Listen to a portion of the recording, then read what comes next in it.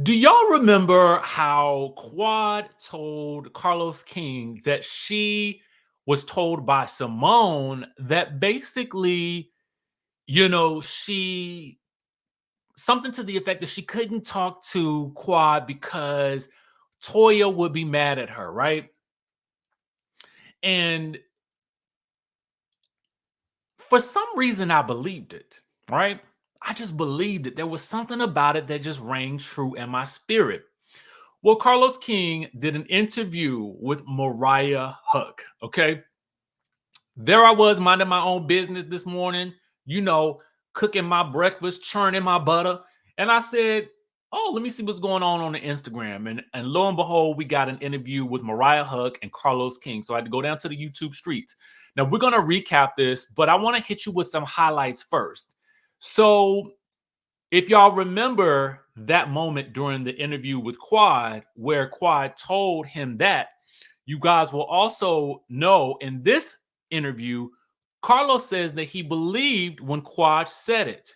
Mariah also believes it too, because Mariah tells us that it was Simone who told her that now I'm assuming they may mean production or the network or somebody allegedly. Let me put the alleged badge up here because you know how the streets is these days, baby.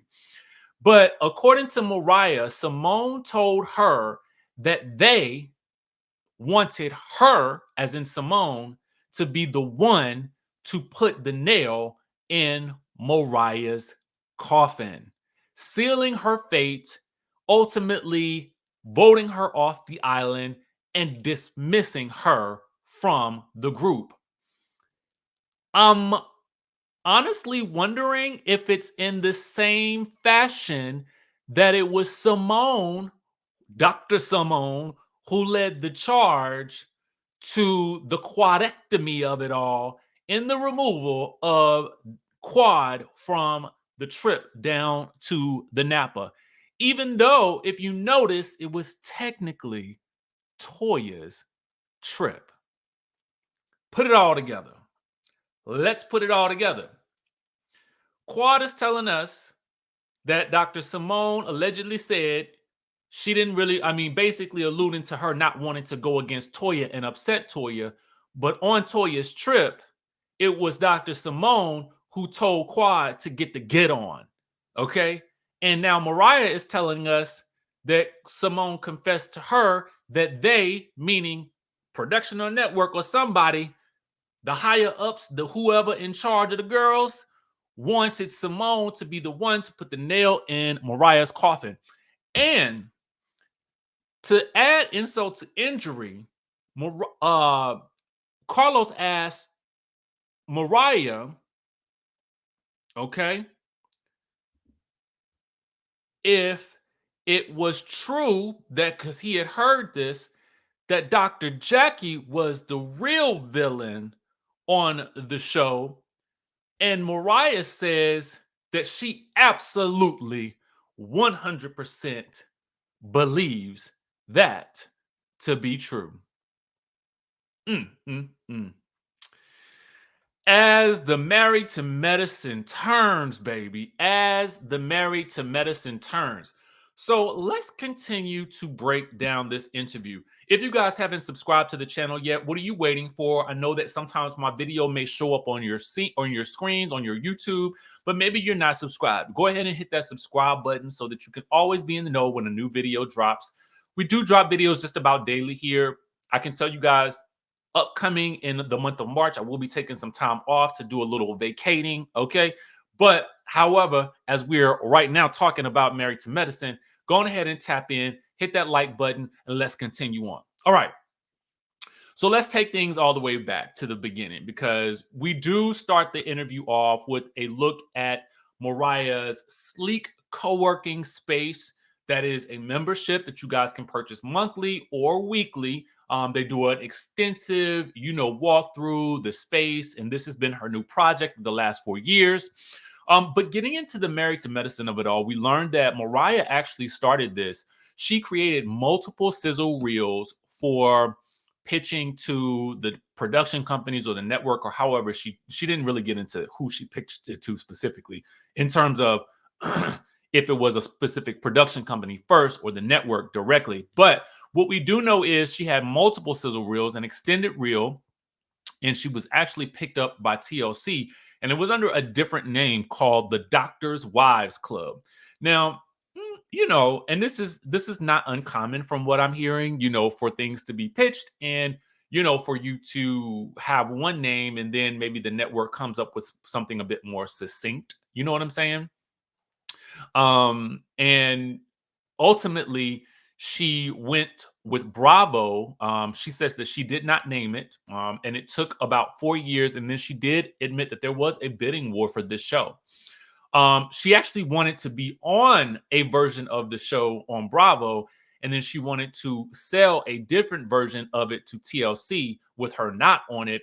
But she says that they at TLC, they did not want the show unless she was going to be on it. 10 years later, she gets the created by an EP credits, and she says she gets a cute coin, but she's not happy with the amount that she's receiving because she doesn't feel like it really is indicative of the value that she provided and that she provides. But she says that as a cast member, she would probably felt like she would have gotten more coin maybe as a cast member. Now, the question is, was she pushed out of Married to Medicine? She says yes. Her talent contract ran out, and she didn't realize that the goal all along was for her to be pushed out. And she feels like it was not a good decision for the show, and she feels like she was pushed out of it and it backfired. And she does try not to hone in on that too much because she doesn't want to come across as being bitter, which I can understand. She does feel like she was stabbed in the back by the ladies on the show, and she's not really mad at the producers, interestingly enough. She said that she would have, had she been there, she would have ensured that they all kept getting a cute coin because she sought for them all to get an MFN on the talent side. So I'm assuming that basically that's the most favored nation that she is referring to, where they would have all gotten the same amount every season. Okay. So if they all got it, then everybody would make the same amount of money. I guess it's similar to maybe how the cast of Friends did it. I was told that the cast of Friends still gets about 20 million per year allegedly. So now it's a situation where you kind of have different women getting different amounts. Okay, with the way she kind of alluded to it was maybe that Jackie may have been getting one thing, or maybe she was using it as an example, and maybe Quad getting something less, and maybe wanting what Jackie was getting. And then basically they went down to an episodic payment, which ultimately means that as Quad was sort of pushed out of the show, that means that she was going to make a lot less because she's getting paid per episode now versus for the season. So they're all not making the same. And there's a bit of a division there that was put into place as a result of, her leaving and not being able to fight for the things that she wanted for them to have for the show. Which I think is probably the best route to go. I think if everybody makes the same equally across the board, I feel like it just creates a different situation for an equitable payment situation for everybody. But I wonder if not having that creates a bigger divide of the cast for the show, for the sake of the show, and creating dissension in that manner. So I wonder if that's a tactic. She does say that she wanted to keep the focus of the show being on people who are married to medicine in some way, shape, or form. And that she would have ultimately, basically, when Quad and Dr. G got divorced, she would have followed their journeys. And then she feels like Quad should have been spinned off to another show. Something, because she does say that she feels like Quad is a star along with the rest of the ladies, but she doesn't know if the rest of the ladies could actually hold their own show. And then they would see whether or not Quad could actually hold her own, because she really feels like the show is taking away from Quad, and it's just not it doesn't feel as organic with Quad still there, because she doesn't feel like where Quad is now that she would actually really be friends with any of these ladies anyway. There are some questions about whether or not, because the girls have accused her of basically saying that the show was really married to Mariah. Mariah asserts that this was not to assert her dominance over the ladies, but basically it was an indication that she was fighting a war that was bigger than just her fight with the ladies. It was more about her fight for recognition and to create an environment that allowed her to shine as a creator, simply because there are not that many black women who are creators of these types of shows on that type of network, right? And she said it was more about fighting the war, I guess maybe with production and with the network. And apparently she was told to just sort of trust the process. um and she feels like if she had just trusted the process, the goal would have been just to erase her from the history of the creation of the show. She does admit that sometimes it may have been a little bit shade towards the rest of the ladies, but it was really about a bigger fight for her. She says at this point is when she states that one of the women said, they, okay, want me to be the one to put the nail in your coffin, okay? And another woman went into pre-production and said, if I talk to Mariah, will I be fired? Now, initially at this point in the interview, she did not tell us who said the part about they want me to be the one to put the nail in your coffin, but I assumed based on context clues from Quad, okay, and then from what we saw of who led the charge for getting Quad out of there. And then I looked at the relationship between Mariah and Simone, which is very deep. What we learned is that Mariah's allegiance was mostly to Simone because Dr. Simone had delivered her babies, her sister's babies. Her aunt was Dr. Simone's nanny. They just had a deeper relationship. So in my mind, I felt like it might have been Dr. Simone that said that. But I was wondering, and I was going to ask you guys, who do you feel like asked, if I talk to Mariah, will I be fired? In my mind, it was Toya, but I don't know that to be for certain. I don't know that. That could have been anybody, but I'm looking at the people that are still there now who might have asked that question. And if one of them was Simone, I almost feel like the other one had to have been Toya. I'm using process of elimination. I'm also saying allegedly because I really don't know. But chime down in the chat who you think it was.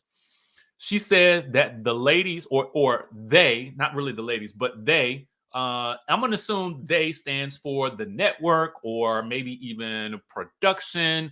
Somebody, okay, the ghost in the machine basically made Quad feel a certain type of way towards her. Um, you know, so that's interesting. She also does go into what actually happened between her and Quad down to the STK back in the day, where it was alleged that there was drinks thrown and all kinds of things that happened between the two of them. She says that she was invited by Quad to come down to the STK, and Quad was there with a group of 20 people. Ultimately, they were drinking. They got into an argumentation. Quad threw her purse, and that's when Mariah tried to get at her. Okay, and then the people held her back. That's what she says happened. Okay. Does she feel like Quad getting kicked off was her karma? And Mariah feels like Quad is really no different from the rest of the ladies. And she feels like they're all the same and they're going to stab each other all in the back because I think that she's trying to indicate that that's the environment that's been created for them at this point. She feels like, but she didn't like the way it all happened with Quad, with them flying her out and, kind of messing with her pay. You know what I'm saying? Because again, here's where the episode fee comes in.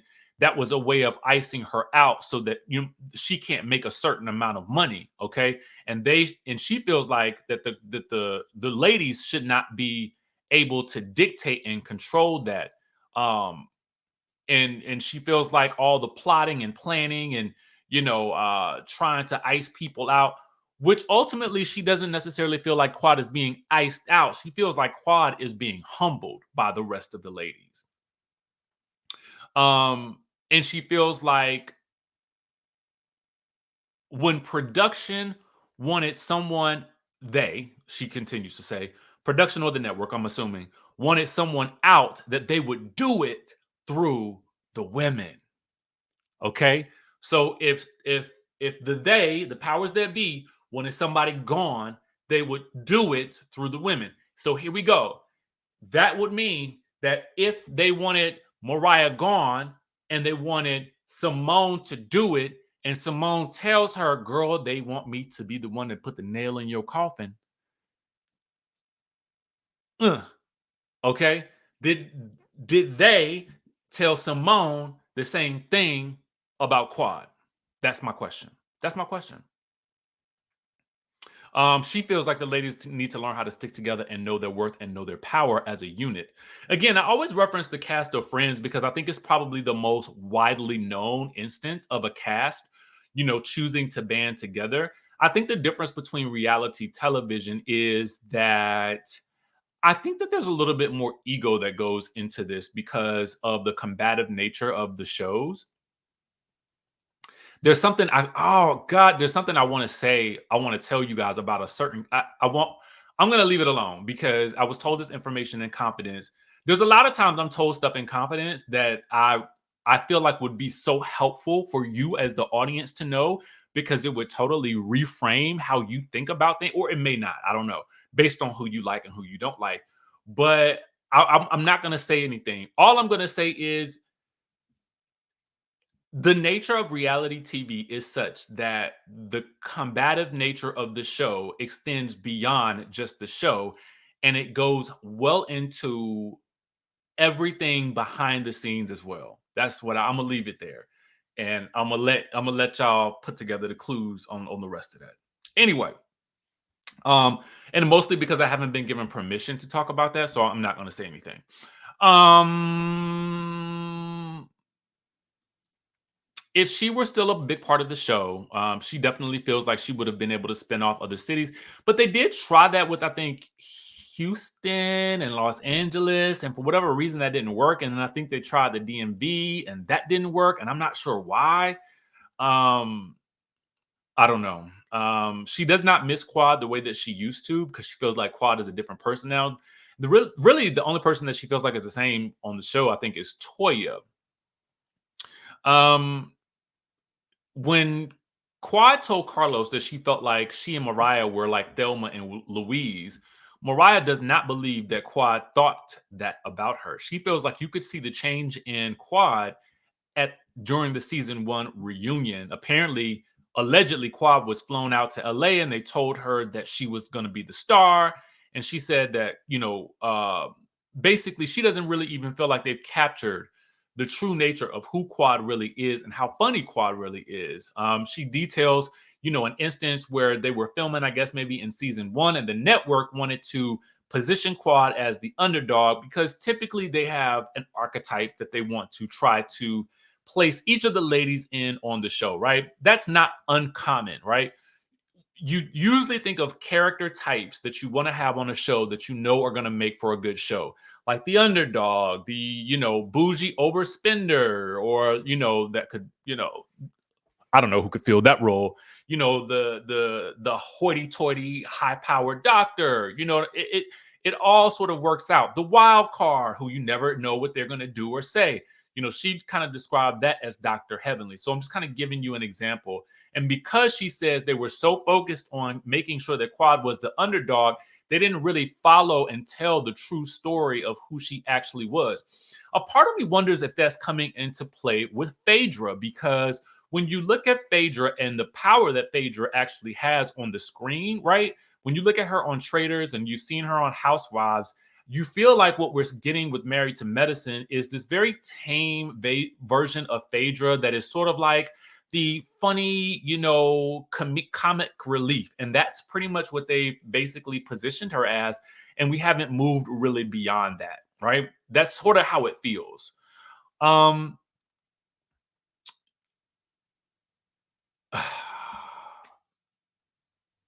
Mariah also says that Quad never lived with her. That was a misunderstanding of something that I guess maybe she had told Toya. I couldn't really understand it that much, but that's pretty much what she was saying. Um, We talked about the STK of it all.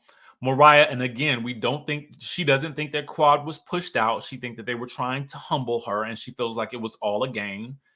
Um, Carlos feels like the show is run in a way that he's never seen before, and that's where somebody is running the show behind the scenes, pitting all of the cast together.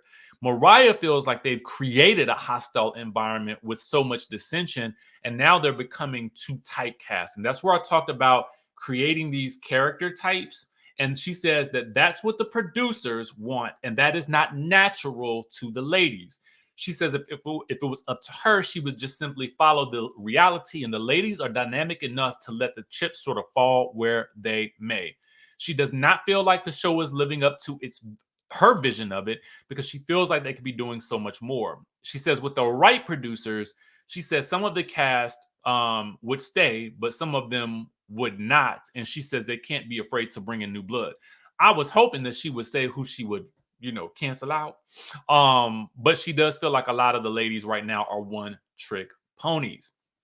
When they start talking about Dr. Heavenly and Carlos's recaps, Mariah said it went from raindrops to muddy waters. I was like, what?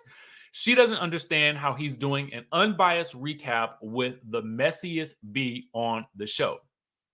Mariah says that Heavenly is good TV when she is the wild card, but she feels like Heavenly, for some reason, is like reading all the comments and will become whatever they want her to be on the show.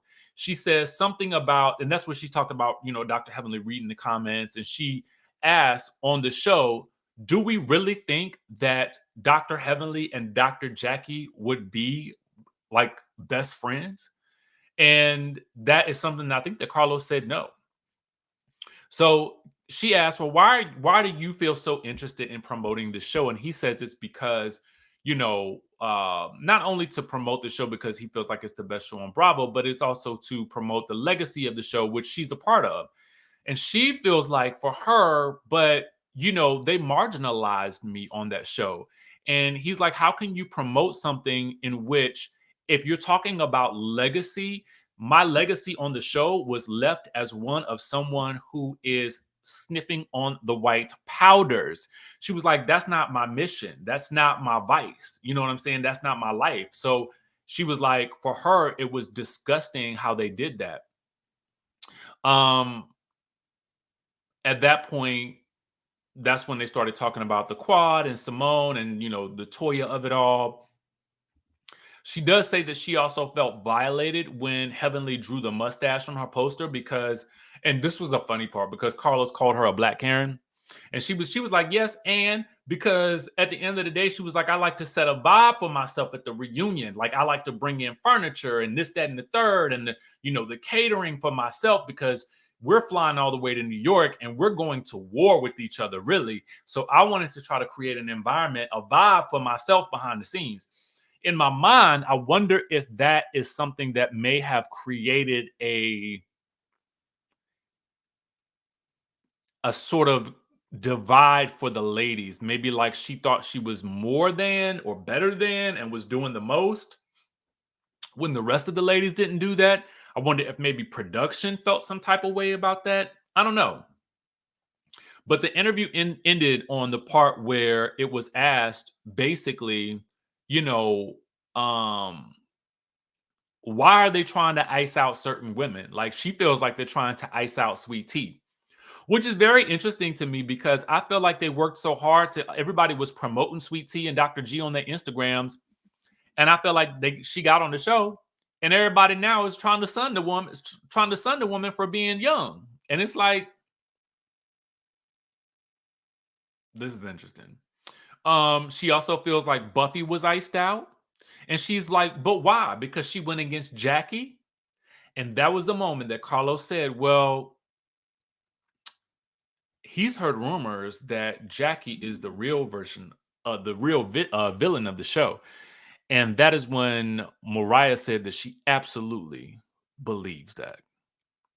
But the question is, what do you believe? Do you guys believe that Dr. Jackie is the real villain of the show? Is it Dr. Simone, who seems to be willing or able to do the work that's needed to be done when somebody has to get on? Or is it Toya who Dr. Simone is allegedly afraid of? Or is it production or the they that's mentioned quite frequently in this interview? Very intriguing watch. I cannot wait for part two. I would also assume that maybe this is the reason why Carlos King and Dr. Heavenly did not go live on Monday night, because maybe they knew, well, of course, Carlos knew, but maybe they thought it would be better to do it tonight so that Dr. Heavenly can potentially respond to this. Very good questions. I love the way this is all coming together. It's like a masterful little puzzle. And I'm here for you all to help put it all together only the way that Sherlock Homeboy can. I am just kidding. With that being said, y'all know I love y'all, and I will catch y'all in the next video.